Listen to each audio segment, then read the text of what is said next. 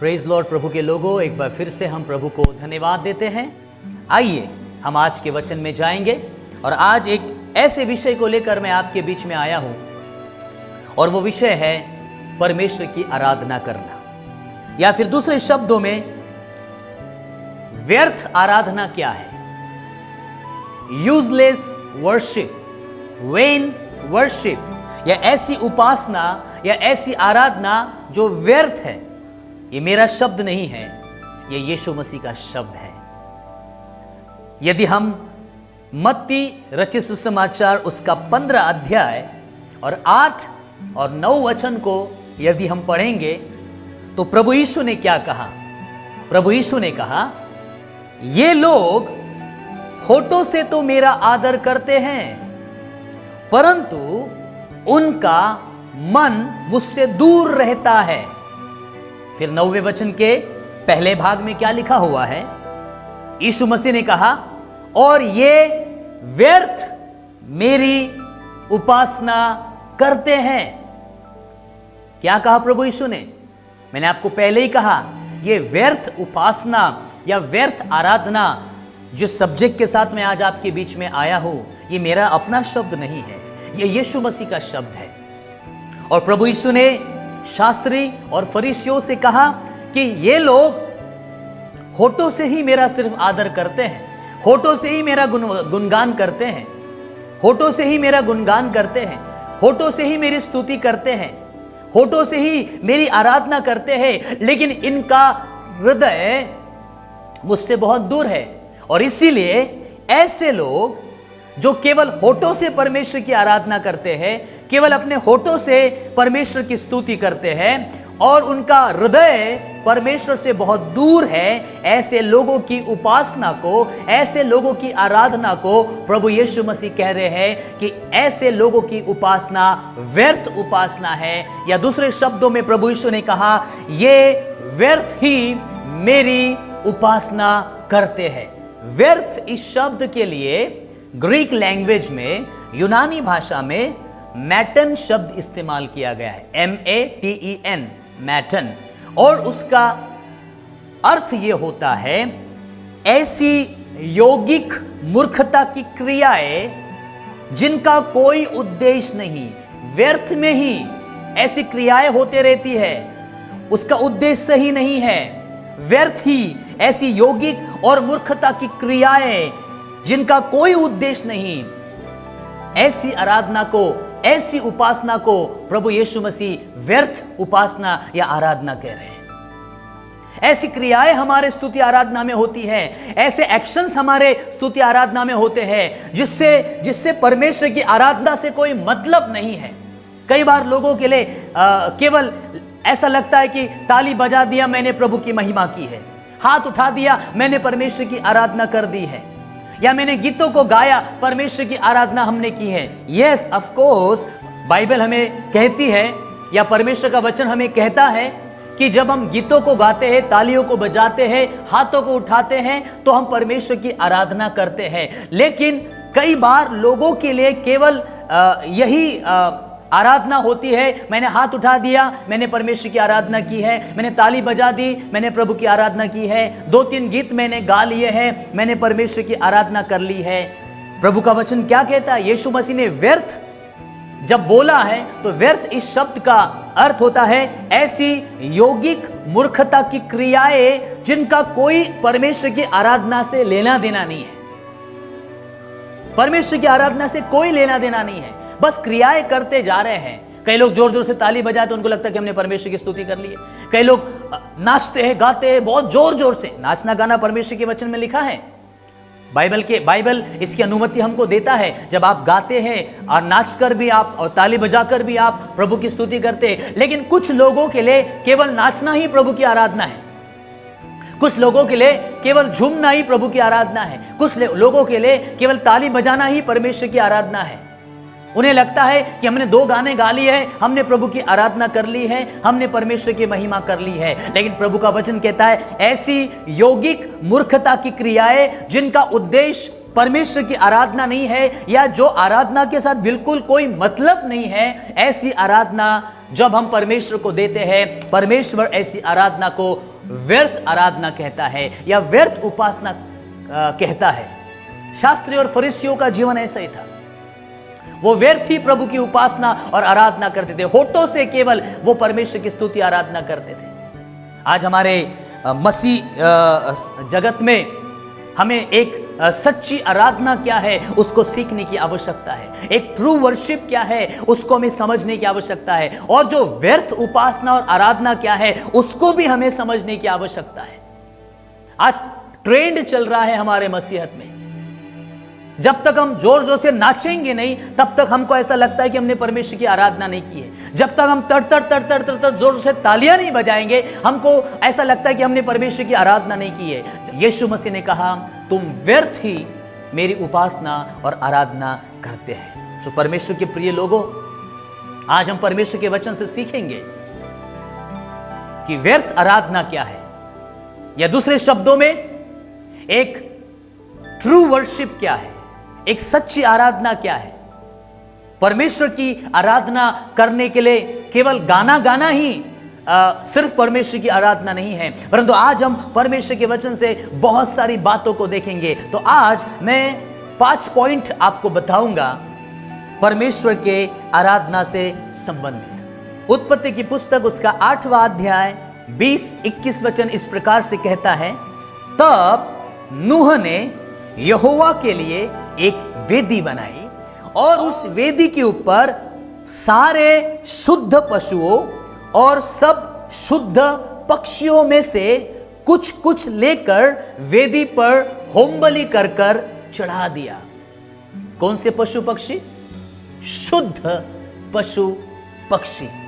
और 21 वचन में हम इस प्रकार पढ़ते हैं, इस पर यहोवा ने सुखदायक सुगंध पाकर सोचा। जब नूह ने शुद्ध पशु पक्षियों को होमबलि करके परमेश्वर को चढ़ाया, तो पवित्र शास्त्र बाइबल हमें कहती है उसका सुखदायक सुगंध परमेश्वर ने पाकर वो खुश होता है, और परमेश्वर एक प्रतिज्ञा करता है मनुष्य जाति को, और वो प्रतिज्ञा ये थी कि आज के बाद मैं इस मनुष्य जाति को दोबारा कभी भी जल प्रलय से नष्ट नहीं करूंगा। परंतु यहां पर एक खास बात की ओर ध्यान देने की आवश्यकता है, और वो ये है कि नूह ने कोई भी अशुद्ध पशु पक्षियों को परमेश्वर को होमबलि कर कर नहीं चढ़ाया, परंतु नूह ने परमेश्वर के लिए शुद्ध पशु पक्षियों को होमबलि करके चढ़ाया, और परमेश्वर ने उन शुद्ध पशु पक्षियों के होमबलि का सुखदायक सुगंध पाकर परमेश्वर अति प्रसन्न होता है, और परमेश्वर बहुत खुश होता है, प्रसन्न होता है। Hallelujah, praise the Lord. पुराने नियम में परमेश्वर के लोगों को परमेश्वर ने आज्ञा दी थी कि वे परमेश्वर की उपासना बलिदान करने के द्वारा कर सकते हैं। वो भेंट को देते थे, वो बलिदानों को करते थे, वो सैक्रिफाइसेस करते थे, और इस रीति से वो परमेश्वर को महिमा देते थे। इस प्रकार से परमेश्वर की आराधना करते थे। लेकिन हम धन्यवाद देते परमेश्वर का, अब हमें बलिदान करने की कोई आवश्यकता नहीं, कोई अन्न बलि चढ़ाने की आवश्यकता नहीं, कोई होम बलि चढ़ाने की आवश्यकता नहीं, कोई मेल बलि चढ़ाने की आवश्यकता नहीं, कोई अग्नि बलि चढ़ाने की आवश्यकता नहीं, क्योंकि सबसे अंतिम बलिदान जो हमारे प्रभु यीशु है वो उस क्रूस के ऊपर हमेशा हमेशा के लिए बलिदान हो गए। आपके और मेरे पापों के मुक्ति के लिए, संपूर्ण मनुष्य जाति के पापों के मोक्ष के लिए प्रभु यीशु मसीह ने अपना बलिदान कर दिया है। अब हमें बलिदान करने की आवश्यकता नहीं है, लेकिन पुराने नियम में जो बलिदान परमेश्वर को चढ़ाए जाते थे वो बलिदान परमेश्वर को धन्यवाद, स्तुति और आराधना को दर्शाता है। पुराने नियम के लोग परमेश्वर को जब बलिदान चढ़ाते थे तो वो परमेश्वर को महिमा देते थे। तो शुद्ध बलिदान परमेश्वर को भाता है। शुद्ध जो बलिदान है वो परमेश्वर के लिए एक सुखदायक सुगंध बन जाता है। शुद्ध बलिदान, ध्यान से सुनना परमेश्वर के लोगों, हम पहले पॉइंट को देख रहे हैं, शुद्ध बलिदान, शुद्ध आराधना, पवित्र आराधना। यदि हम हाग्गै नबी की पुस्तक उसका 2 अध्याय 14वां वचन को अगर पढ़े तो यहां वचन इस प्रकार कहता है, फिर हाग्गै ने कहा, यहोवा की यह वाणी है कि मेरी दृष्टि में ये प्रजा और यह जाति अशुद्ध है और इनके काम भी अशुद्ध है, और जो कुछ वो चढ़ाते हैं, जो कुछ भी वे बलिदान करते हैं, वो भी अशुद्ध है। ध्यान से सुनिए, हाग्गै नबी की पुस्तक में परमेश्वर कहता है, अपनी प्रजा से कहता है, अपनी लोगों से कहता है, इजरायली लोगों से कहता है कि ये जाति अशुद्ध है, ये जो मेरी प्रजा है, ये जो लोग हैं, इनके जीवन में पाप है, इनके जीवन में अशुद्धता है, इनके जीवन में अपवित्रता है, ये स्वयं अशुद्ध है और इनके काम भी अशुद्ध है। जब वो अशुद्ध है तो उनके काम भी अशुद्ध है, इसलिए वो जो भी परमेश्वर को बलिदान चढ़ाते हैं, जो भी परमेश्वर को सैक्रिफाइस चढ़ाते हैं, परमेश्वर का वचन कहता है वो भी अशुद्ध है। अब यहां पर आप ध्यान से समझने का प्रयास करिए। परमेश्वर कहता है ये लोग स्वयं अशुद्ध हैं और ये अशुद्ध है, इसलिए अब ये जो भी काम कर रहे हैं ना, वो भी अशुद्ध है। और जबकि ये अशुद्ध है, इनके काम अशुद्ध हैं, और अब ये जो भी परमेश्वर को चढ़ाने के लिए आ रहे हैं या जो कुछ भी लाते हैं, इनके चढ़ावे, इनके बलिदान भी अशुद्ध है। समझ रहे हैं आप? कब हमारे बलिदान परमेश्वर के सम्मुख अशुद्ध ठहरते हैं? जब हमारा स्वयं का जीवन अशुद्धता में है, स्वयं का जीवन अपवित्रता में है, स्वयं का जीवन जब हम खुद पापों में जीवन बिता रहे हैं, तब जबकि हम खुद पाप में जीवन बिता रहे हैं, हमारे कार्य भी अशुद्ध हैं और जो कुछ भी हम परमेश्वर को चढ़ाते हैं, परमेश्वर का वचन कहता है वो भी अशुद्ध है। और परमेश्वर ऐसे अशुद्ध बलिदानों को स्वीकार नहीं करता। कई बार हमारे जीवन में बहुत सारी अशुद्धताएं होती हैं, बहुत सारी अपवित्रताएं होती है, और हम हाथ उठाकर बोलते हैं हालेलुया हालेलुया। एक गाना गा लिया, दो गाना गा लिया, और हम कहते हैं धन्यवाद परमेश्वर, आपने मेरी आराधना को स्वीकार कर लिया। नो, जबकि हमारा स्वयं का जीवन अशुद्धता में है, हमारे प्रतिदिन के कार्य पापों में है, अशुद्धता में है। आपको क्या लगता है? हाग्गै उसका 2 अध्याय 14 वचन के अनुसार जब हमारा स्वयं का जीवन अशुद्धता में है तो हमारे कार्य भी अशुद्धता के हैं, और जो आराधना, जो चढ़ावे, जो बलिदान हम परमेश्वर को चढ़ाने के लिए लेकर आते हैं, वो भी अशुद्ध है। और लिसन वेरी केयरफुली, जिस प्रकार नूह ने शुद्ध पशु पक्षियों का बलिदान परमेश्वर को चढ़ाया, परमेश्वर ने उसका सुखदायक सुगंध पाया, खुश हो गया।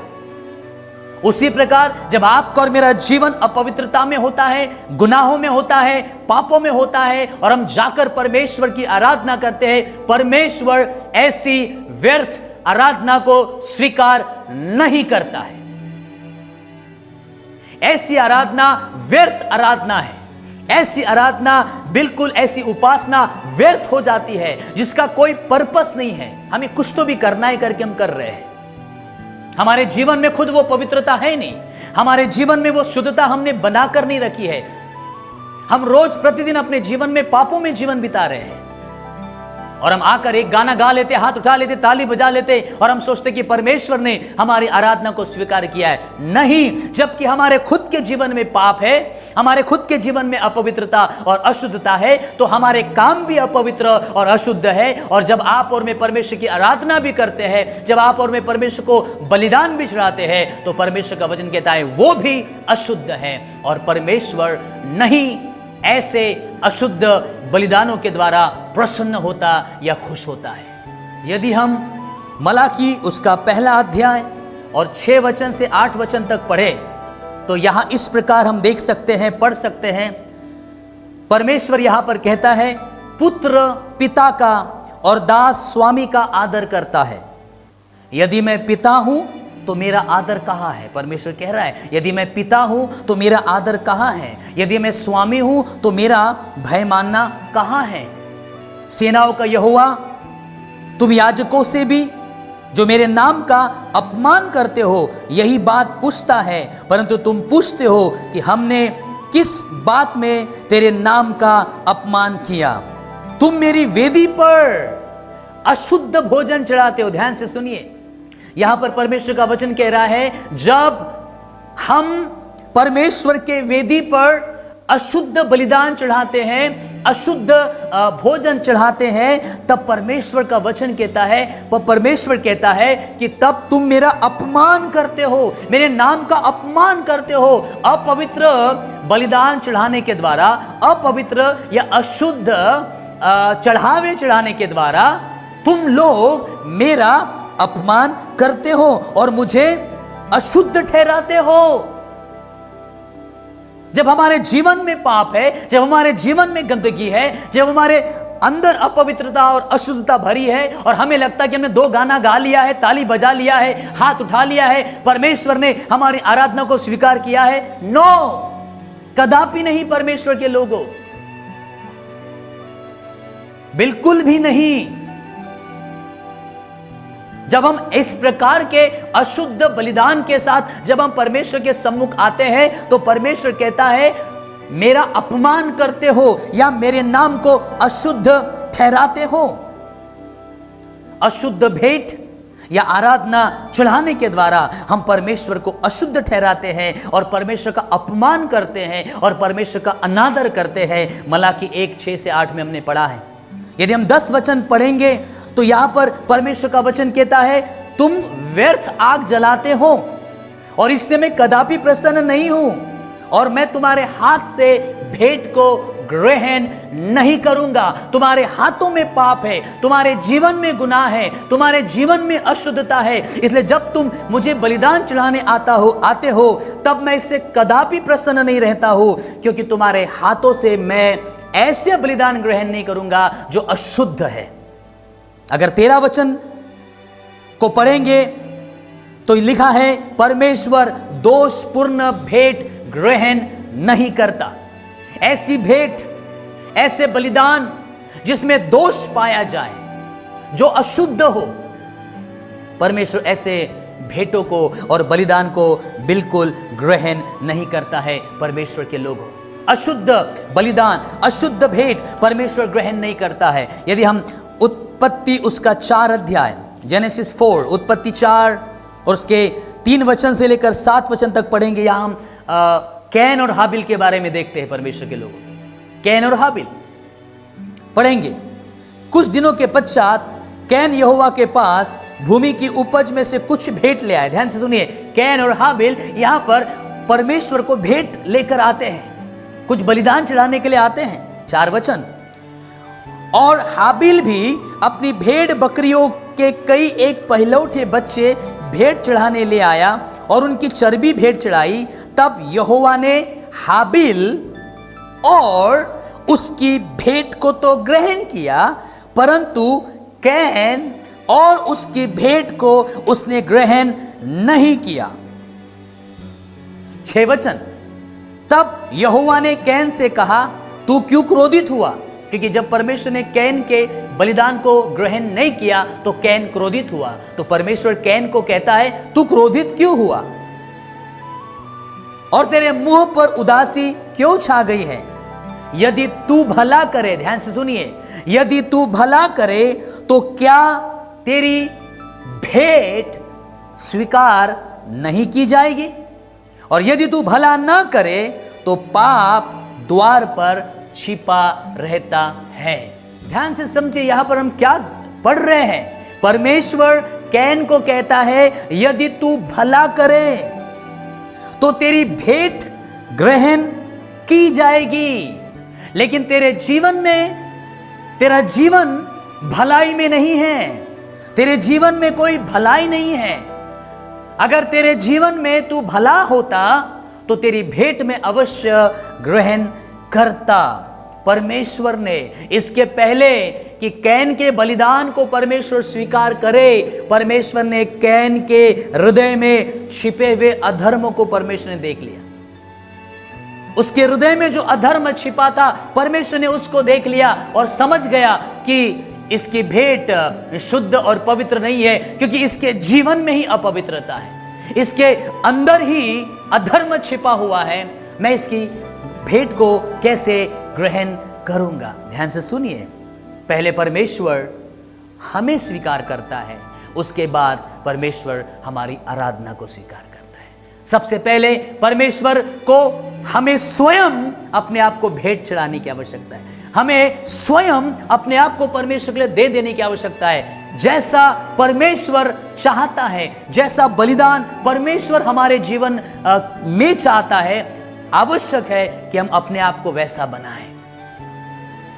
कैन के हृदय को परमेश्वर ने परख लिया कि उसके भीतर कपट है, दोष है, अधर्म है, और इसलिए परमेश्वर ने उसके भेंट को ग्रहण नहीं किया प्रभु के लोगों। लेकिन हाबिल सच्चे हृदय का व्यक्ति था, शुद्धता से भरा हुआ व्यक्ति था।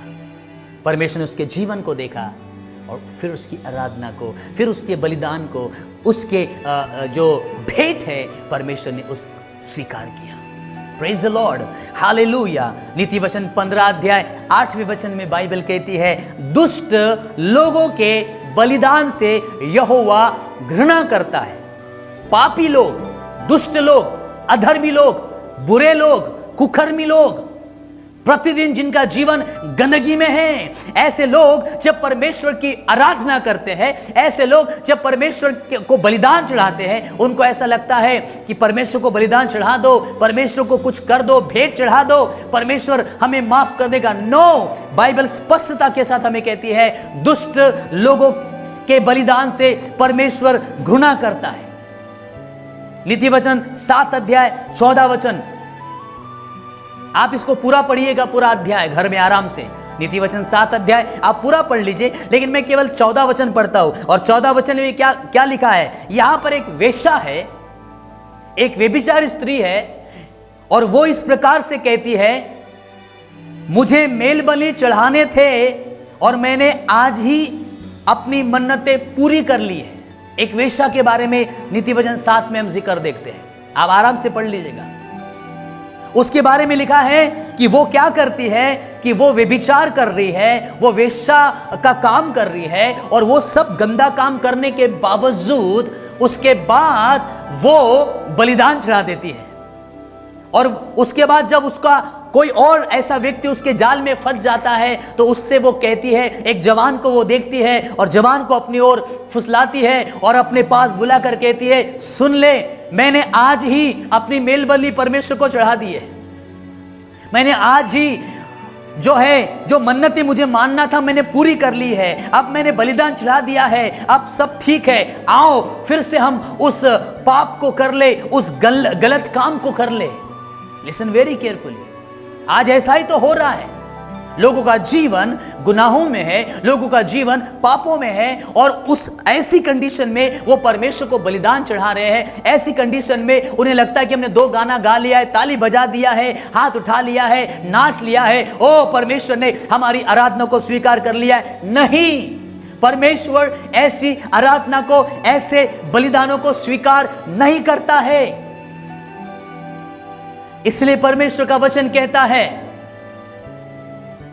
यदि ये लोग शुद्ध हैं तो इनकी आराधना शुद्ध है, ये लोग अशुद्ध हैं, इनके काम अशुद्ध है, इनके चढ़ावे भी अशुद्ध है। तो परमेश्वर के लोगों, जब आप अपने जीवन में पाप में जीवन बिता रहे हो, अशुद्धता में जीवन बिता रहे हो, और उसके बाद अगर आप परमेश्वर की आराधना कर रहे हो, पाप वहां है, गंदगी वहां है, अपवित्रता वहां भरी है, दुष्टता भरी है, और ऐसी सिचुएशन में, ऐसी परिस्थिति में जब हम परमेश्वर को गाते हैं, परमेश्वर की महिमा के गीत गाते हैं, उसकी आराधना करते हैं, परमेश्वर कहता है इनके बलिदान भी अशुद्ध है, और ऐसे अशुद्ध बलिदान चढ़ाने के द्वारा ये मेरा अनादर करते हैं, मेरा अपमान करते हैं, और मेरे नाम को अपवित्र जानते हैं। परमेश्वर के प्रिय लोगों, पहला पॉइंट, जब आप अपनी अशुद्धता में जीवन बिताते हो, और ऐसी स्थिति में जब आप परमेश्वर को धन्यवाद देते हो या परमेश्वर की आराधना करते हो या परमेश्वर को बलिदान चढ़ाते हो,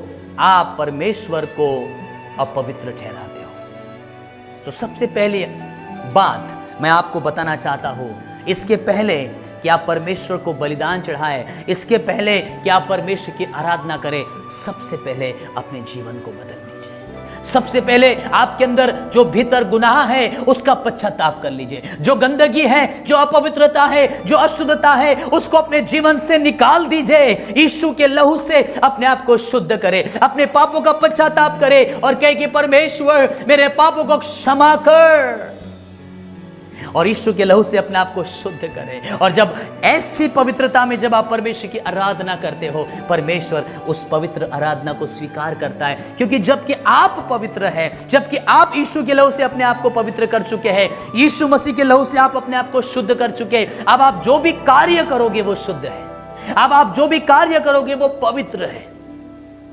इसलिए परमेश्वर के लोगों, इस बात को याद रखें, यदि आपके जीवन में गुनाह है, आप अभी भी पाप में जीवन बिता रहे हो और आपको लगता है कि मैंने 2 गाना गा लिया, गिटार बजा लिया, इंस्ट्रूमेंट बजा लिया और मैंने 2 नाच कर प्रभु के गाने गा लिए, ओ परमेश्वर ने हमारी आराधना को स्वीकार कर लिया है। नहीं, आप परमेश्वर को व्यर्थ आराधना दे रहे हो, आप परमेश्वर की व्यर्थ उपासना कर रहे हो। परमेश्वर आपकी आराधना को ग्रहण नहीं करेगा। उसके लिए अपने आप को शुद्ध करें, अपने पापों को त्याग दें, अपने गंदगी से बाहर आ जाए, प्रतिदिन उसके पवित्रता में जीवन बिताइए। प्रतिदिन जो पवित्रता हमने यीशु के लहू के द्वारा हासिल की है, प्राप्त की है, ओ उस पवित्रता में प्रतिदिन जीवन बिताइए। Hallelujah, praise the lord. तो पहला पॉइंट, परमेश्वर हमारी शुद्ध और पवित्र आराधना को स्वीकार करता है। आपकी आराधना शुद्ध हो, आपकी भेंट पवित्र और शुद्ध हो। वो कब हो जाएगी? जब आपका स्वयं का जीवन शुद्धता में हो, जब आपका स्वयं का जीवन पवित्रता में हो। Praise the Lord. दूसरा पॉइंट, मलाकी उसका 2 अध्याय और 13 से 16 वचन। और यहां पर परमेश्वर का वचन कहता है, अगर हम 13 वचन को पढ़े तो मैं उसका कुछ भाग आपको पढ़कर बताना चाहता हूं। परमेश्वर कहता है कि मैं तुम्हारी भेंट की ओर दृष्टि भी नहीं करता, मैं तुम्हारी आराधना की ओर, मैं तुम्हारे बलिदानों की ओर, मैं तुम्हारे भेंटों की ओर दृष्टि भी नहीं करता। क्यों दृष्टि नहीं करता? और फिर आगे परमेश्वर कहता है, और ना मैं तुम्हारे हाथों से उसको ग्रहण करूंगा।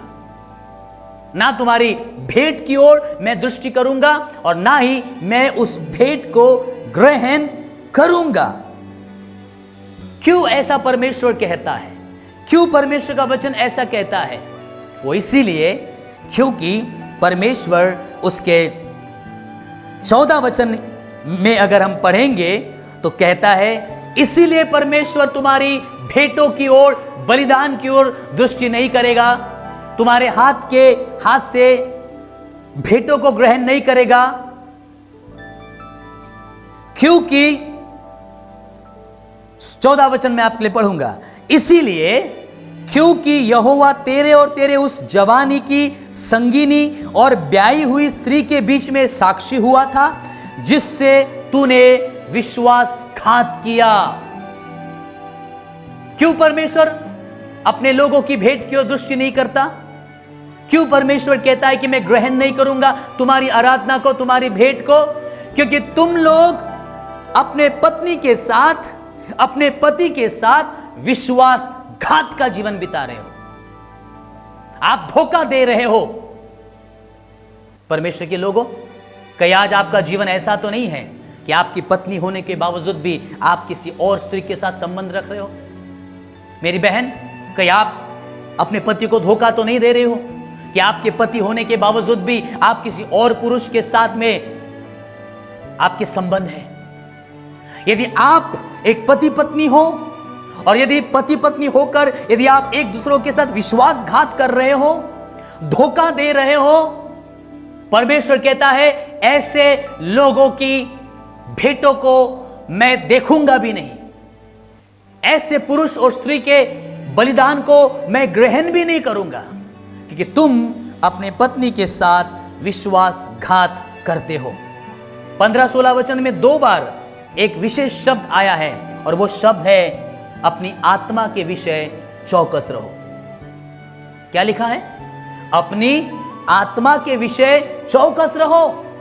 जब एक पति और पत्नी का रिश्ता मजबूत नहीं होता है, जब पति पत्नी में फूट होती है, वे एक दूसरों के साथ विश्वासघात करते हैं, एक दूसरों के साथ धोखा करते हैं, ऐसे पति पत्नियों की भेंटों को परमेश्वर स्वीकार नहीं करता है प्रभु के लोगों। इसलिए बाइबल कहती है अपने आत्मा के विषय चौकस रहो। क्यों परमेश्वर का वचन यहां पर आत्मा का जिक्र करता है? क्योंकि यदि पति और पत्नी का रिश्ता यदि मजबूत नहीं है, यदि आपका रिश्ता आपके पत्नी के साथ अच्छा नहीं है, आपका रिश्ता आपके पति के साथ अच्छा नहीं है, उसका इफेक्ट आपके स्पिरिट के ऊपर पड़ेगा, उसका इफेक्ट जो है वो आपके आत्मा के ऊपर पड़ेगा। इसलिए 2 बार परमेश्वर के वचन में लिखा है अपने आत्मा के विषय चौकस रहो।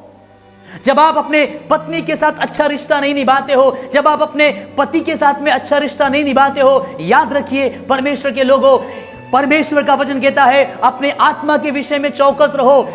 इस प्रकार की परिस्थिति आपके आत्मा को अफेक्ट करती है, आपके स्पिरिचुअल लाइफ को सीधा सीधा जो है भेद देती है, आपका स्पिरिचुअल लाइफ वहां पर खत्म हो जाता है।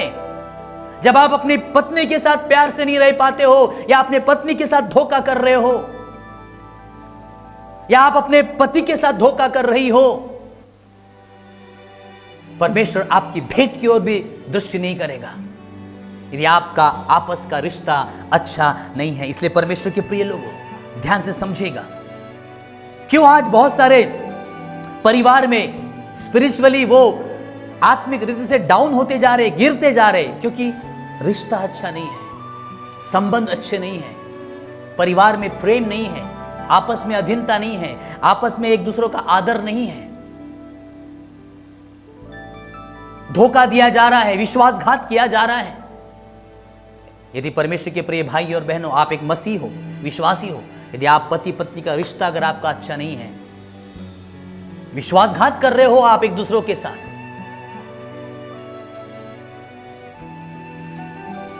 तो परमेश्वर आपकी भेंट की ओर दृष्टि भी नहीं करेगा। यदि आप चाहते हो कि परमेश्वर आपकी आराधना की ओर दृष्टि करे, आपकी आराधना को स्वीकार करे, आपकी भेंटों को स्वीकार करे, आपके बलिदान को स्वीकार करे, तो अपने पति और पत्नी के साथ में वफादारी के साथ रहिए। दोनों पति पत्नी के जीवन में परमेश्वर के वचन पूरा होता चला जाए, दोनों परमेश्वर की आज्ञाओं में जीवन बिताते चले जाए। यदि आपका जीवन ऐसा नहीं है, तो परमेश्वर आपकी आराधना को स्वीकार नहीं कर पाएगा, परमेश्वर आपकी भेंटों को स्वीकार नहीं कर पाएगा। पहला पत्रस का 3 अध्याय और 7वें वचन में लिखा है, पति पत्नी दोनों जीवन के वरदान के वारिस है, दोनों को बुद्धिमानी से जीवन निर्वाह करने की सलाह परमेश्वर का वचन देता है, ताकि उनकी प्रार्थनाएं रुक न जाए। कब आपकी प्रार्थनाएं, मेरे प्रिय भाई और बहन जो आप पति पत्नी है, आपकी प्रार्थना कब रुक जाती है? जब आप बुद्धिमानी से जीवन नहीं बिताते हो, जब आप परमेश्वर के वचन के अनुसार जीवन नहीं बिताते हो, जब आप एक दूसरे को धोखा देने लग जाते हो, एक दूसरों के विरोध में विश्वासघात करने लग जाते हो, तब परमेश्वर का वचन कहता है तुम एक दूसरों के साथ बुद्धिमानी से जीवन निर्वाह करो। कहीं ऐसा ना हो कि तुम्हारी प्रार्थनाएं रुक जाए। आज क्यों आपकी प्रार्थनाएं रुक जा रही है? आज क्यों आपकी प्रार्थनाओं का उत्तर नहीं मिल रहा है? आज क्यों परमेश्वर आपकी भेंटों की ओर दृष्टि नहीं कर रहा है? क्यों परमेश्वर आपकी आराधना को स्वीकार नहीं कर पा रहा है? इसीलिए क्योंकि आप दोनों पति पत्नी एक दूसरे के साथ वफादार नहीं हो, एक दूसरों के साथ आपका रिलेशन अच्छा हो। Praise the Lord, hallelujah. मत्ती उसका 5वां अध्याय 23 और 24 वचन में यहां लिखा है, यदि तू अपनी भेंट वेदी पर लाए और वहां तू स्मरण करे कि तेरे भाई के मन में तेरे लिए कुछ विरोध है, 24 वचन, तो अपनी भेंट वही वेदी के सामने छोड़ दे और जाकर पहले अपने भाई से मेल मिलाप कर और तब आकर अपनी भेंट चढ़ा। प्रभु यीशु ने बहुत ही सख्त शब्दों में यहां पर कह दिया है उन लोगों के लिए जो अक्सर भेंट चढ़ाते हैं, अक्सर बलिदान चढ़ाते हैं, अक्सर परमेश्वर की आराधना जो करते हैं। परमेश्वर का वचन कहता है यदि तुम्हारा रिश्ता तुम्हारे भाई के साथ केवल आपका जो ब्लड रिलेशन वाला भाई है वो ये भाई नहीं है, वो मसीह भाई भी हो सकता है। आप अपनी कलीसिया के एक दूसरे के आप एक ही कलीसिया के लोग हो सकते हो, एक ही चर्च के लोग हो सकते हो। यदि आपका संबंध आपके भाई के साथ अच्छा नहीं है, कुछ विरोध में है, कुछ प्रॉब्लम है, कड़वाहट है, और ऐसी परिस्थिति में जब आप परमेश्वर को बलिदान चढ़ाने आते हो, परमेश्वर को भेंट चढ़ाने आते हो, तो परमेश्वर का वचन कहता है अपनी भेंट वही रख। सबसे पहले जाकर अपने भाई से मेल मिलाप कर ले, सबसे पहले जाकर अपनी बहन से मेल मिलाप कर ले, सबसे पहले जाकर उस व्यक्ति के साथ मेल मिलाप कर ले जिसके साथ तेरे संबंध टूट चुके हैं या खराब हो चुके हैं या बिगड़ चुके हैं। प्रभु के प्रिय लोगों, बहुत जरूरी है एक पति पत्नी अपने संबंधों को सुधारे, एक पति पत्नी अपने रिश्ते को ठीक कर ले। आप जो मसीह भाई बहन हैं, आप भी अपने जीवन को सुधारें। जिस किसी के विरोध में आपके मन में कुछ है, माफ कर दे। यदि किसी ने आपको ठेस पहुंचाई है, माफ कर दे। कई बार हम परमेश्वर के भवन में आते हैं, कलीसियाओं में आते हैं, हम बाजू वाले से बात नहीं करते हैं, पड़ोसी से बात नहीं करते हैं, अपने विश्वासी भाई बहन से हाथ नहीं मिलाते हैं, उनको हेलो नहीं कहते हैं, उनको प्रेज लॉर्ड नहीं करते हैं। वो सामने से आते तो हम तो दूसरे रास्ते से निकल जाते हैं। क्या ये परमेश्वर का प्रेम है आपके अंदर? क्या सच में आपने मसीह का स्वभाव अपने अंदर पाया है? क्या सच में आप परमेश्वर के प्रेम से भरे हो? क्या सच में परमेश्वर का वचन आपके अंदर बहुतायत से पाया जाता है, या केवल नाम मात्र के लिए हमने अपने आप को मसीह कहलाते हैं? हम नाम मात्र के लिए हम यीशु मसीह के लोग कहते हैं। अगर ऐसा आपका जीवन है तो परमेश्वर आपकी आराधना को स्वीकार नहीं करेगा। इसके पहले कि आप परमेश्वर को भेंट चढ़ाए, इसके पहले कि आपकी आराधना परमेश्वर स्वीकार करे, सबसे पहले उस व्यक्ति के साथ, उस भाई के साथ, उस बहन के साथ, अपने पति के साथ, अपने पत्नी के साथ अपने रिश्ते को अच्छा कर ले, नम्र बन जाए। अगर आपको अपने पति को माफी मांगना पड़े, माफी मांगे। यदि आपको अपने पत्नी को माफी मांगना पड़े, माफी मांगे। यदि आपको किसी भाई या बहन को माफी मांगना पड़े, माफी मांगे, लेकिन अपना रिश्ता अच्छा रखे। यदि आप चाहते हो कि आपकी आराधना, आपकी भेंट परमेश्वर स्वीकार करे, परमेश्वर के लोगों अपने मेल मिलाप का जीवन बिताइए। अपने पति या अपने पत्नी के साथ विश्वासघात मत करिए। इसलिए प्रभु ने कहा अपनी भेंट वही रख, पहले जाकर अपने उस भाई के साथ या उस बहन के साथ मेल मिलाप कर ले, और तब आकर मुझे भेंट चढ़ाना, तब आकर मुझे बलिदान चढ़ाना, तब आकर मेरी आराधना करना। आज हम क्या कर रहे हैं? अगर आप प्रभु के दास है, सेवक है, हम एक दूसरों के साथ बातें नहीं करते। हम कलीसिया के सदस्य हैं, हम किसी बाजू वाली बहन के साथ बातें नहीं करते, भाई के साथ बातें नहीं करते। हमारे अंदर खटास है, भड़ास है, अंदर कुछ विरोध है। हम उनके साथ में अच्छे से बातें नहीं करते, उनके साथ अच्छे से नजर मिलाकर बोलते नहीं हैं। हम हेलो, हाय, प्रेज लॉर्ड, जय मसीह की भी नहीं करते हैं। क्या ऐसा मसीह हमें सिखाता है? क्या ऐसा एक मसीह का जीवन होता है? इसलिए तो प्रभु यीशु ने कहा अपने दुश्मनों को भी माफ कर दे, अपने सताने वालों के लिए प्रार्थना करो। यदि आप अपने आप को यीशु मसीह के लोग कहते हैं, यदि आप अपने आप को विश्वासी कहते हैं, यदि बाइबल उठाकर आप परमेश्वर के भवन में आते हो, परमेश्वर की आराधना करते हो, यदि आप चाहते हो कि आपकी आराधना परमेश्वर स्वीकार करे, आपकी भेंट परमेश्वर स्वीकार करे, तो सबसे पहले वो विश्वासघात करना बंद कर दे अपने पति और पत्नी के साथ। परमेश्वर का वचन कहता है किसी भाई या बहन के विरोध में अगर कुछ है, रिश्ता अपना अच्छा कर ले, तब जाकर परमेश्वर, यीशु मसीह ने कहा तब जाकर भेंट चढ़ाना।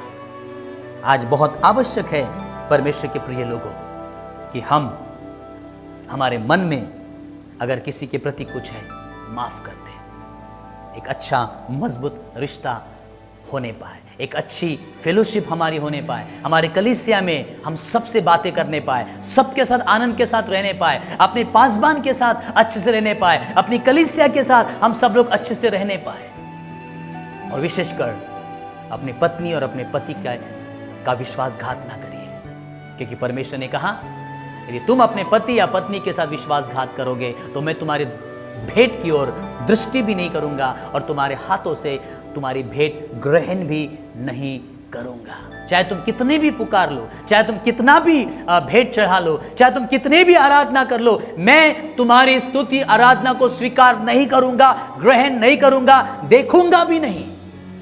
सो परमेश्वर के प्रिय लोगों, आज आपका जीवन कैसा है? अपने आप को जांचें, अपने आप को बदले, अपने रिश्ते को मजबूत कर ले। चाहे कोई भाई हो, चाहे कोई बहन हो, चाहे आपकी पत्नी हो, चाहे आपके पति हो, एक मन हो जाए, एक हो जाए, माफ कर दे, सारी कड़वाहट को अपने अंदर से निकाल कर फेंक दे, वो निकाल दे। परमेश्वर हमारे भीतर रहता है, पवित्र आत्मा हमारे भीतर रहता है, यीशु मसीह की उपस्थिति हमारे भीतर है, हम परमेश्वर का मंदिर है और हम गंदे नहीं रह सकते, हम अशुद्ध नहीं रह सकते, हम अपवित्र नहीं रह सकते।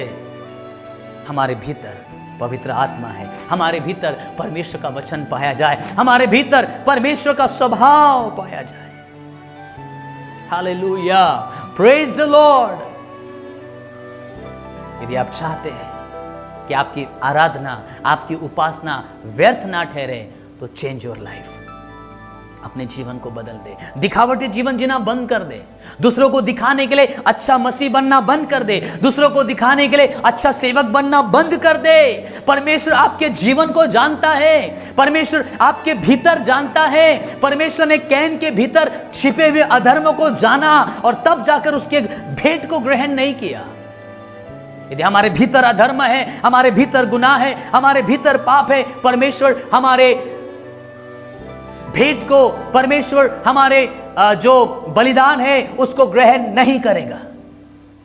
सो परमेश्वर के लोगों, पहली बात, यदि आपका जीवन अशुद्धता में है तो आप जिस आराधना को आप जो आराधना परमेश्वर को देते हैं, जो भेंट आप परमेश्वर को चढ़ाते हैं, वो अशुद्ध ठहरती है। इसके पहले कि आपकी आराधना को परमेश्वर स्वीकार करे, अपने आप को ठीक कर ले, अपने जीवन को ठीक कर ले। दूसरी बात, अपने रिलेशन को अच्छा रख ले। जब आप अपने पति के साथ, अपने पत्नी के साथ, अपने भाई और बहन के साथ अच्छे रिलेशन को रखोगे, परमेश्वर जो है आपकी भेंट को स्वीकार करेगा। यहां से आराधना होती है, यह है आराधना। परमेश्वर को प्रसन्न करना है, परमेश्वर को खुश करना है। हमें लगता है कि हम ताली बजा लेंगे, हाथ उठा लेंगे, डांस कर लेंगे, म्यूजिक बजा लेंगे और उसके बाद हमारे जीवन में कड़वाहट है, गंदगी है, अपवित्रता है। परमेश्वर ऐसी गंदी और अपवित्र उपासना को, आराधना को स्वीकार नहीं करेगा, ऐसे बलिदान और भेंट को स्वीकार नहीं करेगा। तीसरा पॉइंट, समुपदेशक की पुस्तक उसका 5वां अध्याय और पहले वचन में वचन कहता है, जब तू परमेश्वर के भवन में जाए तब सावधानी से चलना, सुनने के लिए समीप जाना मूर्खों के बलिदान चढ़ाने से उत्तम है। Praise the Lord. परमेश्वर की आवाज को सुनने के लिए समीप जाना मूर्खों के बलिदान से उत्तम है। अगर आप परमेश्वर की आवाज को सुनने वाले लोग नहीं हैं, आप परमेश्वर की आज्ञा को मानने वाले लोग नहीं हैं, आप परमेश्वर के वचन को ग्रहण करने वाले लोग नहीं हैं, तो आप एक ऐसे मूर्ख ठहरेंगे जो बलिदान परमेश्वर को चढ़ाता है। और परमेश्वर का वचन कहता है, ऐसे मूर्ख व्यक्ति के बलिदान चढ़ाने से उत्तम है कि जब भी हम परमेश्वर में जीवन बिता रहे हैं तो परमेश्वर के आवाज को सुने, परमेश्वर के शब्दों को सुने, परमेश्वर की आज्ञा को सुने और उसका पालन करें। हमारा परमेश्वर की बातों को सुनना और मानना परमेश्वर के लिए एक बलिदान बन जाता है। कई बार हमें लगता है कि वो ताली बजा दी, हमने हाथ उठा लिया, 2 गाना गा लिया, हाँ हमने परमेश्वर की स्तुति और आराधना कर ली। नहीं, कई बार जब आप परमेश्वर की आवाज को सुनते हैं और उसका पालन करते हो, वो परमेश्वर के लिए एक आराधना बन जाती है। वो परमेश्वर, ऐसे जीवन से परमेश्वर खुश हो जाता है। लेवी व्यवस्था की पुस्तक उसका 10वां अध्याय और 1 से लेकर 3 में अगर हम पढ़ेंगे तो यहां पर नादाब और अबीहू 2 याजकों के बारे में, 2 परमेश्वर के दासों के बारे में लिखा है। ये हारून के 2 बेटे थे। लिखा है, जब उन्होंने परमेश्वर के वेदी के ऊपर ऊपरी आग डाल दी, जिसकी अनुमति परमेश्वर ने नहीं दी थी, उन्होंने ऊपरी आग परमेश्वर को चढ़ा दी। ऊपरी आग के लिए इंग्लिश में प्रोफेन फायर शब्द इस्तेमाल किया गया है, जिसका अर्थ होता है इम्प्योर, अनहोली, अशुद्ध, अपवित्र। उन्होंने उस काम को किया जिसकी आज्ञा परमेश्वर ने उन्हें नहीं दी थी। उन्होंने परमेश्वर की आज्ञा को नहीं माना और ऐसा कार्य किया, एक ऐसी अशुद्ध आराधना, एक इम्प्योर और अनहोली आराधना, भेंट, बलिदान, आग परमेश्वर को चढ़ाई और परमेश्वर उससे क्रोधित हुआ और बाइबल में लिखा है तुरंत वे परमेश्वर की उपस्थिति में मर गए। जिसकी आज्ञा परमेश्वर ने नहीं दी थी वो काम उन्होंने अपने जीवन में किया। परमेश्वर के प्रिय लोग याद रखें, अगर आप अपने जीवन में आज्ञाकारी हैं तो परमेश्वर आपकी आराधना को ग्रहण करेगा। यदि आपके जीवन में परमेश्वर की आज्ञा नहीं होती है पूरी, आप परमेश्वर की आज्ञा को सुनते हैं, आपको मालूम है, लेकिन आप उसके अनुसार चल नहीं रहे हैं, आपकी आराधना को परमेश्वर स्वीकार नहीं करेगा। क्योंकि आपका जीवन आप अनाज्ञाकारिता में बिता रहे हो और ऐसे समय में जब आप परमेश्वर को बलिदान चढ़ाओगे, भेंट चढ़ाओगे, परमेश्वर ऐसी आराधना को स्वीकार नहीं करेगा। बाइबल अब्राहम के बारे में कहती है परमेश्वर के लोगों कि God commanded Abraham and he obeyed. परमेश्वर ने अब्राहम को जो भी आज्ञाएं दी, अब्राहम ने परमेश्वर की एक एक आज्ञा का पालन किया। वो मृत्यु तक परमेश्वर का आज्ञाकारी बनकर रहा। प्रभु के प्रिय लोगों, जब आप और मैं परमेश्वर के प्रति आज्ञाकारी होते हैं, ओ परमेश्वर के वचन के प्रति आज्ञाकारी होते हैं, परमेश्वर हमारी आराधना को स्वीकार करता है। ऐसी भेंटें जिसे हम परमेश्वर को चढ़ाते हैं, परमेश्वर हमारी भेंट को स्वीकार करता है। परमेश्वर ने नादाब और अबीहू की भेंट को स्वीकार नहीं किया, उस आग को स्वीकार नहीं किया, क्योंकि उन्होंने परमेश्वर की आज्ञा को तोड़कर वो काम किया जिसकी आज्ञा परमेश्वर ने दी ही नहीं थी। यदि आज आपके जीवन में ऐसे बहुत सारे कार्य हैं जो परमेश्वर के वचन के विरोध में आप कर रहे हो, ध्यान से सुनिएगा। ऐसे कंडीशन में जब आप परमेश्वर के लिए गीत गाते हो, ताली बजाते हो, म्यूजिक बजाते हो, नाचते हो, गाते हो, हमें लगता है यही परमेश्वर की आराधना है। लिसन वेरी केयरफुली, परमेश्वर आपकी आराधना को स्वीकार नहीं करेगा। जब आपके जीवन में आज्ञाकारिता है और ऐसे परिस्थिति में जब आप परमेश्वर की आराधना करते हो, परमेश्वर आपकी आराधना को स्वीकार करता है। पहला शमूएल उसका 15 अध्याय 22 वचन में शमूएल नबी ने राजा शाऊल से कहा, क्या यहोवा होम बलियों और मेल बलियों से उतना प्रसन्न होता है जितना कि अपनी बात के माने जाने से प्रसन्न होता है? परमेश्वर की बातों को सुनना और परमेश्वर की आज्ञाओं को मानना बलिदान चढ़ाने से उत्तम है। तो तीसरी बात, जब आप और मैं परमेश्वर की आज्ञाओं को सुनते हैं, परमेश्वर की आज्ञाओं को पढ़ते हैं और परमेश्वर की आज्ञाओं का अपने जीवन में पालन करते हैं, और ऐसे परिस्थिति में जब आप एक आज्ञाकारी पुरुष और स्त्री बनकर, आज्ञाकारी परमेश्वर का दास और दासी बनकर, आज्ञाकारी परमेश्वर का बेटा और बेटी बनकर जब आप परमेश्वर को भेंट चढ़ाते हैं, परमेश्वर आपकी भेंट को स्वीकार करता है, क्योंकि आपकी भेंट आज्ञाकारिता के साथ है, आपकी भेंट पवित्रता के साथ है, आपकी भेंट ईमानदारी के साथ है। Hallelujah, praise the Lord. चौथा पॉइंट, यूहन्ना 4:24 में लिखा है, परमेश्वर आत्मा है और अवश्य है कि जो कोई परमेश्वर की आराधना करे, आत्मा और सच्चाई से परमेश्वर की आराधना करे। आपकी आराधना में दिखावा नहीं होना चाहिए, आपकी आराधना में जो है शो ऑफ नहीं होना चाहिए, आपकी आराधना आत्मा और सच्चाई से होने पाए। प्रेरितों के काम की पुस्तक 5वां अध्याय 1 से लेकर 11 वचन तक अगर हम पढ़ेंगे, या हन्ना और सफीरा के बारे में परमेश्वर का वचन कहता है। हन्ना सफीरा ने अपनी जमीन बेची, अपनी भूमि बेची और कहा कि हम इसका पूरा का पूरा पैसा जाकर पतरस के पांव पर रख देंगे, प्रेरितों के पांव पर रख देंगे। लेकिन जब उनके पास में वो पैसा आया, उन्होंने क्या किया, उसका कुछ भाग निकालकर प्रेरितों के पांव पर रख दिया। पतरस ने हनन्याह को पूछा, क्या तुमने अपनी जमीन इतने में ही बेची है? हनन्याह ने कहा, हाँ प्रभु, हमने इतने में ही बेची है। तुरंत मर गया। 4 जवान आकर उसको लेकर चले गए, गाड़ दिया। हनन्याह के पीछे उसकी पत्नी सफीरा भी आई। सफीरा को भी पतरस ने यही पूछा, क्या तुमने अपनी जमीन इतने ही दाम में बेची है? उसने भी बोला, हाँ हमने इतने ही दाम में बेची है। वो भी मर गई, उसको भी गाड़ने के लिए लोग चले गए। पतरस क्या कहता है हनन्याह और सफीरा को? सफीरा को परमेश्वर का दास क्या कहता है? कहता है, तुम दोनों पति पत्नी ने पवित्र आत्मा से झूठ बोला। दोनों पति पत्नी ने पवित्र आत्मा से झूठ बोला और तुमने झूठी बातों के लिए एका किया, तो उनका भेंट, उनका बलिदान, उनका दाम, उनका पैसा एक जगह रह गया, वो चले गए। सो परमेश्वर के लोगों, झूठी भेंट को परमेश्वर ग्रहण नहीं करता, झूठों की भेंट को भी परमेश्वर ग्रहण नहीं करता है। आपकी आराधना में दिखावा नहीं हो, आपकी आराधना में कोई झूठापन ना हो। आप जैसे है वैसी परमेश्वर के सम्मुख आइए। आप जिस परिस्थिति में है वैसी परिस्थिति में परमेश्वर की आराधना करिए। आप छोटे हो, बड़े हो, पढ़े लिखे हो, अनपढ़ हो, गरीब हो, अमीर हो, सुंदर हो, बदसूरत हो, जैसे भी आप दिखते हो, कोई दिखावा नहीं करे। परमेश्वर आपके हृदय को जानता है। आपकी आराधना आत्मा और सच्चाई से होने पाए। हनन्याह सफीरा के नहीं ऐसी भेंट चढ़ाकर पवित्र आत्मा से झूठ बोलने का उनका जीवन हो गया। उन्होंने एका किया था परमेश्वर के विरोध में। प्रभु के प्रिय लोगों, वे मर गए। भेंट तो लाए परमेश्वर को चढ़ाने के लिए, दाम तो लाए, लेकिन झूठ था उनके भीतर, झूठ बोला। यदि आपका जीवन इस प्रकार का है, आपकी आराधना, आप परमेश्वर की आप आराधना करते हो, क्या आपकी आराधना आत्मा और सच्चाई के साथ है, या आपकी आराधना में झूठापन है, या आपकी आराधना में दिखावा है? आप गिटार बजाते हो, म्यूजिक बजाते हो दिखाने के लिए, आप गाना गाते हो दिखाने के लिए, आप ताली बजाते हो दिखाने के लिए, आप हाथ उठाते हो दिखाने के लिए। नो, आप गीत गाते हो दिखाने के लिए नहीं।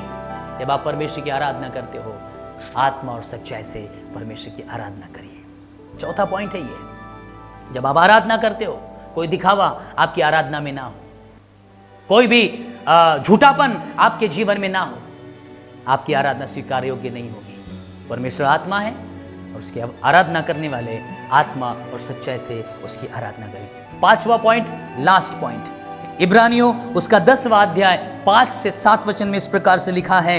यह वचन यीशु मसीह के बारे में कहता है।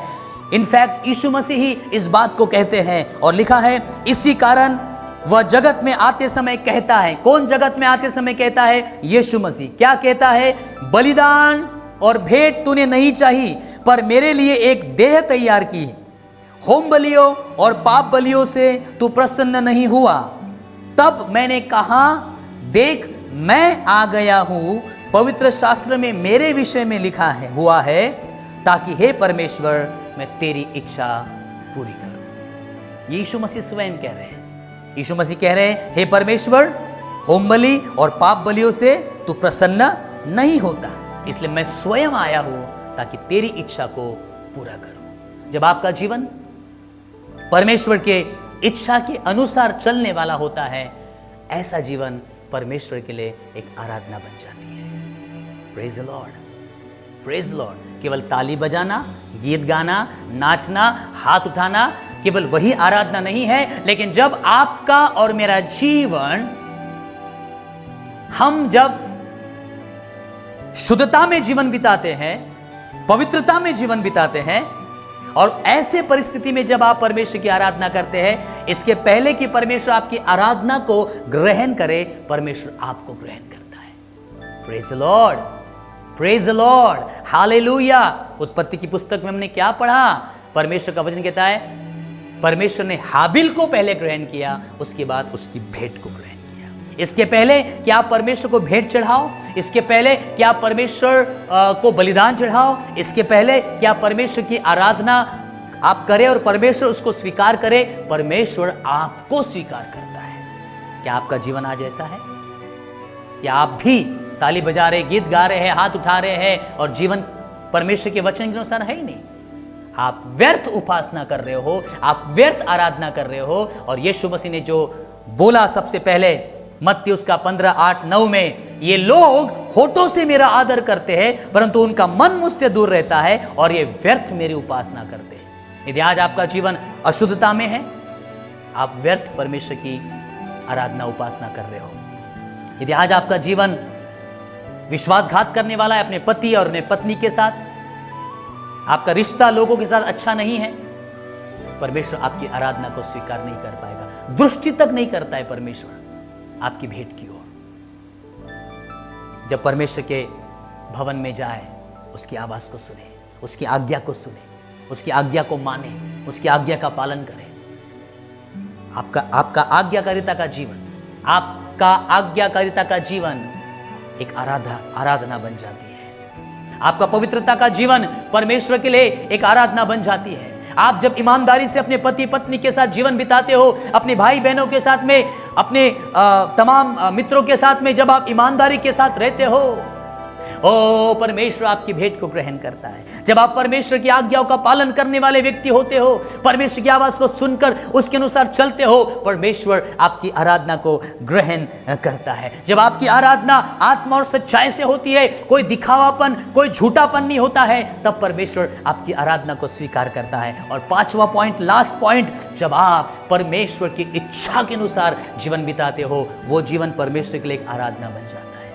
ऐसे जीवन से परमेश्वर प्रसन्न होता है। ऐसे जीवन से परमेश्वर को महिमा मिलती है। आपको अगर लगता है केवल ताली बजाने से परमेश्वर को महिमा मिल गई है, म्यूजिक बजा लिया, गीत गा लिया, हाथ उठा लिया, नाच लिया और मैंने परमेश्वर को महिमा दे दी, नो, ये भी तरीका है। यदि आपके जीवन में आप परमेश्वर के साथ सही रीति से नहीं हो और आप ऐसे परिस्थिति में भेंट और बलिदानों को चढ़ा रहे हो, आराधना कर रहे हो, आपकी व्यर्थ उपासना है, आपकी व्यर्थ आराधना है, परमेश्वर स्वीकार नहीं कर रहा है। यदि आप चाहते हो कि परमेश्वर आपकी आराधना को, धन्यवाद के बलिदान को, भेंटों को ग्रहण करे, अपने जीवन को पवित्रता के साथ जिए, उस यीशु के लहू में अपने आप को शुद्ध और पवित्र करे, हर पापों से नफरत करे, हर पापों को अपने जीवन से निकाल कर फेंक दे, पवित्रता के साथ प्रतिदिन जीवन बिताइए, ताकि परमेश्वर की जब आप आराधना करें, ओ परमेश्वर उससे प्रसन्न हो जाए।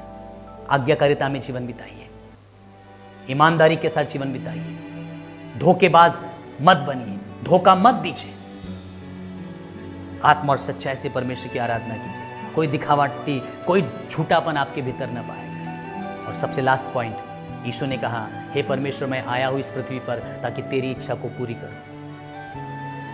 क्या आज आपका और मेरा जीवन परमेश्वर की इच्छा को पूरी करने वाला है? यदि आप परमेश्वर की इच्छा में जीवन बिताते हो, ऐसा जीवन परमेश्वर के लिए एक आराधना बन जाता है।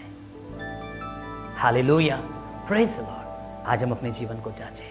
इस वचनों के द्वारा परमेश्वर आपको बहुत आशीष दे। प्रभु के लोगों, आइए हम इस समय अपने आंखों को बंद करें और प्रार्थना करें। Thank you Jesus Lord. धन्यवाद देते हमारे सर्वशक्तिमान परमेश्वर, आज के वचन के लिए प्रभु जी हम धन्यवाद देते हैं। प्रभु, हम अपने जीवन में व्यर्थ उपासक या व्यर्थ आराधक नहीं बनना चाहते। ऐसी आराधना हम नहीं करना चाहते जो आपकी दृष्टि में घृणित ठहरे, जो आपकी दृष्टि में व्यर्थ ठहरे, परंतु हम ऐसे आराधक बनना चाहते हैं जिसका जीवन शुद्धता और पवित्रता में हो। ओ हालेलुया, शबाराबारियालाबारी खालाबाशियाराबारियालाबा। हम ऐसे आराधक बनना चाहते जिसके जीवन में खराई हो, वफादारी हो, ईमानदारी हो, अपने पति और पत्नी के साथ, अपने मित्रों के साथ, अपने भाई बहनों के साथ कोई विश्वासघाती जीवन ना हो।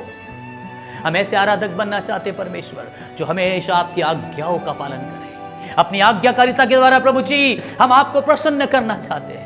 हम ऐसे आराधक बनना चाहते हैं परमेश्वर जिसके आराधना में आत्मा और सच्चाई की आराधना हो, कोई खोट, कोई दिखावा ना पाया जाए। हम ऐसे आराधक बनना चाहते हैं जो स्वयं आपकी इच्छा पर चलने वाले हो। ओ हालेलुया परमेश्वर, हम केवल होठों से ही आपका आदर, सम्मान, महिमा, स्तुति, आराधना करने वाले नहीं बनना चाहते, परंतु हृदय खुदावन हम आपको समर्पित कर देते हैं। हम अपने जीवन को आपको समर्पित कर देते हैं। हम अपने आप को ऐसा बलिदान बनाते हैं, अपने शरीरों को हम आपको बलिदान चढ़ाते परमेश्वर, जो जीवित पवित्र हो परमेश्वर। हालेलुया, हमारा जीवन निर्दोषता में पाया जाए, हमारा जीवन शुद्धता में पाया जाए, हमारा जीवन पवित्रता में पाया जाए। प्रभु जी, प्रभु हमें सच्चे आराधक बना। हमारे खुद के जीवन से ही परमेश्वर हम आपको महिमा देना चाहते हैं। हमारा खुद का जीवन आपके लिए एक आराधना बन जाए परमेश्वर। Thank you Jesus lord, thank you Holy Spirit. प्रभु हम पर दया कर, इस कलीसिया पर दया कर, मेरे सुनने वाले भाई और बहनों पर दया कर। आज के बाद हम झूठे आराधक नहीं बनना चाहते हैं। आज के बाद हम व्यर्थ आराधक नहीं बनना चाहते हैं। व्यर्थ आराधना, स्तुति, उपासना करने वाले नहीं बनना चाहते। दिखाने के लिए परमेश्वर हम किसी भी प्रकार का काम नहीं करेंगे, परंतु खुदावन इन 5 पॉइंट्स के आधार पर प्रभु जी हमारा जीवन पाया जाए। जैसा आप चाहते हैं वैसा हमारा जीवन हो प्रभु जी। Thank you Jesus lord. प्रभु आपकी धन्यवाद, प्रभु आपका धन्यवाद, आपकी स्तुति हो, आपकी महिमा हो। आज के वचन के लिए धन्यवाद। सुनने वाले हर एक के हृदयों में आपने खुदावन हृदयों से आपने बात की है। हर एक के हृदय में आज आपका वचन बोया गया प्रभु, वो 100% फ्रूटफुल होने पाए, फलने पाए। धन्यवाद परमेश्वर आज के वचन के लिए, हमसे बात करने के लिए धन्यवाद। परमेश्वर अब आत्मा है, अवश्य है कि आपकी आराधना करने वाले आत्मा और सच्चाई से आपकी आराधना करने पाए। प्रभु हम वो सच्चे आराधक इस पृथ्वी पर बनना चाहते हैं। मैं वो सच्चा आराधक बनना चाहता हूं। मेरा खुद का जीवन, हमारा जीवन आपके लिए एक आराधना बन जाए। आप हमारे जीवन से प्रसन्न रहे। Thank you Lord, thank you Lord, thank you Holy spirit, thank you Lord Jesus. धन्यवाद परमेश्वर, आज के वचन के द्वारा हम में से हर एक को आपने आशीषित किया और हम में से हर एक के साथ आपने बातचीत की। सारा आदर, महिमा, इज्जत, गौरव आप ही को देते हैं और इस प्रार्थना को प्रभु यीशु मसीह के नाम से मांगते हैं। सुनिए और ग्रहण करें हमारे परमेश्वर पिता। हम सब लोग मिलकर कहेंगे प्रभु के लोगों, आमेन, आमेन। अब हमारे परमेश्वर पिता का प्रेम, प्रभु यीशु मसीह का महान अनुग्रह, पवित्र आत्मा की सहभागिता और संगति जब तक प्रभु यीशु मसीह बादलों पर न आए, हम सबों के साथ हमेशा हमेशा तक होती रहे। और प्रभु की प्रिय लोगों, हम सब लोग मिलकर एक बार फिर से कहेंगे आमेन, आमेन। सो प्रभु के प्रिय लोगों, परमेश्वर आपको बहुत आशीष दे। सबको प्रेज द लॉर्ड। जय मसीह।